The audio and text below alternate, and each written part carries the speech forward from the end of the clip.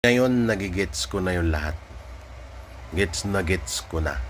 At siguro kayo naiintindihan nyo na din. 11 ang minority.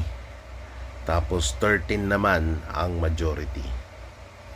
So para mapalitan ng Senate President, kakailanganin ng minority na madagdagan ang bilang nila. So mas mataas pa rin ang majority, di ba? So wala naman sigurong majority na lilipat sa minority.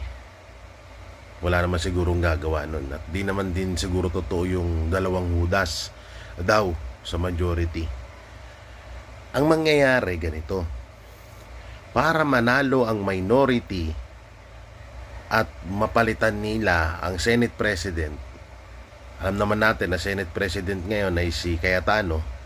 So para mapalitan si Cayetano, kakailanganin ng minority na mas madagdagan sila kaysa sa majority. Ngayon, etong gagawin. Eto na. Ngayon ko napagtanto na kaya pala tinatadtad ng kaso ang mga senador sa majority, kagaya nila Senator Chis Escudero, Senator Bato de la Rosa, Senator Marcoleta, Jinggoy, at di umano si Bongo, no? So may posibilidad na ang plano na gagawin, ang technique, kung walang lilipat na majority or walang lilipat na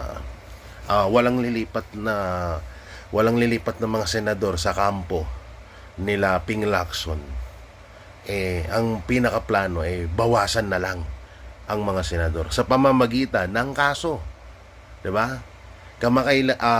Alam naman na natin ngayon na ang issue kay Marcoleta ay idinaan sa COMELEC, 'di ba?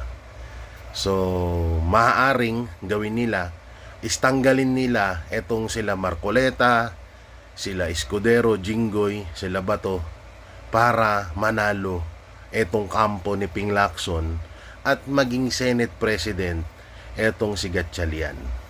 Sabi pa ni Lacson, fresh start. Ulul, galing kay Soto yan, paano mo sasabihin fresh start? Tarantado, kupal, bayot. Ang lakas nitong taong to. Fresh start, may pa fresh start, fresh start ka pang nalalaman. Tangina, ang ganda-ganda na ng takbo ng pagiging Senado ngayon. Kayo lang yung nagpapakakupal diyan sa Senado. Kayo lang yung nagpapadumi ng Senado. Tigilan nyo kami.